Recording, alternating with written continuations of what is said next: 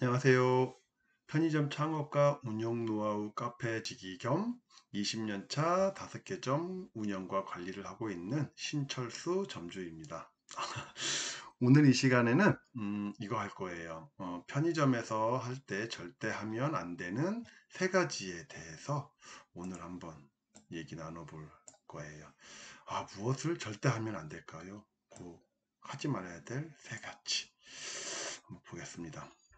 맞는 말이야.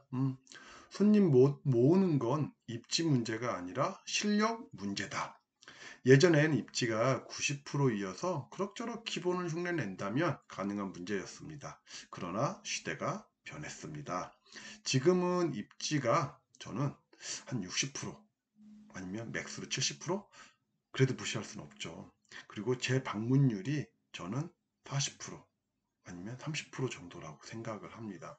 이 제 방문율이 저는 실력이라고 보는 거죠. 실력. 이렇게 지저분하네요. 지워야 되겠다. 네, 다시. 네, 제 방문율이 실력입니다.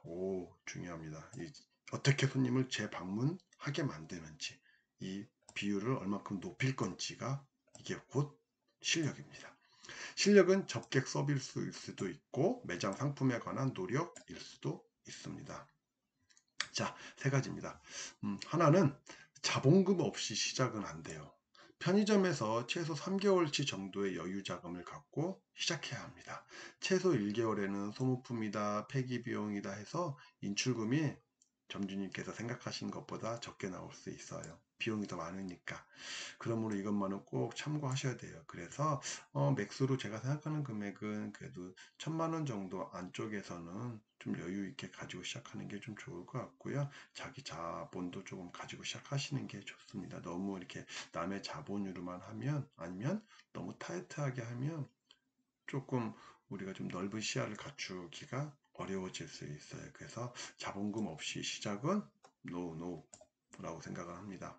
그리고 개업하고 지인은 밖에서 만나자. 이것도 되게 중요합니다. 가게 안 카운터에서 지인과 아니면 동네 단골 예정 손님과도, 그러니까 단골이 될 손님, 예정 손님, 그러니까 동네 아저씨, 아줌마들이 뭐 오픈했나봐 이렇게 얘기를 하겠죠. 좋아요. 좋은데 너무 많은 이야기, 그러니까 매장을 관리하고 닦고 조이고 기름쳐야 되는 그 시간에 너무 그런 쪽에 에너지를 많이 쓰지는 말자라는 이야기입니다. 매장은 일하는 공간으로서만 활용되는 것이 좋습니다.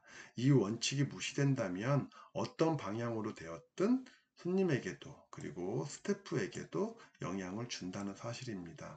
그 방향이 대부분 무엇으로 귀결이 되냐면 금전적인 어떤 손실적인 부분으로 귀결이 됩니다. 그래서 우리가 편의점을 개인적인 느낌이 나는 곳이 아닌 그냥 하나의 상업 공간으로서만 하는 거죠. 그리고 점주 입장에서는 하나의 어떤 직업의 어떤 공간으로서만, 스태프도 하나의 파트타이머로서의 하나의 공간으로서만 서로 활용을 하고 인지를 하는 것이 가장 건강한 매장이 되는 지름길이라고 저는 생각을 합니다. 그래야 고객이 좋아하는 어떤 매장의 운영, 매장의 어떤 방향, 고객이 인정하는 매장이 된다라고 저는 봅니다. 이거를 저는 항상 뭐 강좌나 아니면 스태프분들에도 얘기하는데, 우리 스타벅스처럼 장사하자. 너무 이렇게 개인 느낌이 많이 나는 매장 말고 스타벅스 나는 느낌으로 우리 매장 운영을 해보자. 우리가 스타벅스에 가서 따로 뭐 이상한 뭐 주문을 한다거나 그러지 않잖아. 거기 규정이 있으니까 규정에 맞게 서로 주문을 한다면 그쪽에서도 규정에 맞춰서 우리의 권리를 보장해 주잖아. 그러니까 우리 어떤 매뉴얼과 규칙 아래에서 각자의 맡은 바 역할을 주문하고 받고 권리를 받는 것, 이것이 가장 이 시대가 필요로 하는 어떤 건강한 어떤 영업이고 어떤 노동이지 않겠냐라고 저는 생각을 하는 거죠. 자, 그리고 메뉴판에 있는 걸 주지는 말자입니다.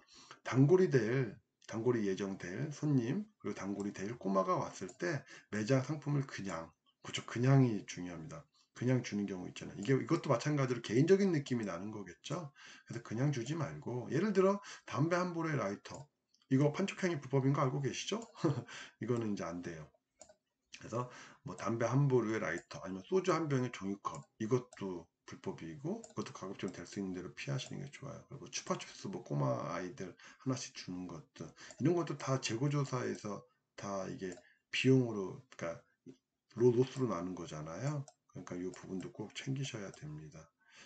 그래서 이런 부분이 뭐 우리 매장에 이 손님이 그 뭐 단골이 되고 뭐 얼마만큼 많은 이윤을 챙겨준다고 생각하지만 이런 부분으로 인해서 더 어떤 장애가 생길 수 있는 부분들이 더 많습니다. 그래서 만약에 이런 부분을 꼭 우리가 해야 된다라고 한다면 별도의 어떤 뭐 별도의 루트로 구매를 한다든지 아니면 별도로 뭐 직접 구매를 한다든지 해서 별도의 판매 촉진용으로만 따로 구분해서 두는 것도 필요한 거죠. 근데 매장 상품에 내가 감정이 좋고 기분이 좋아서 이렇게 주는 행위는 상호간에 좋지 않은 결말을 보장한다라는 겁니다.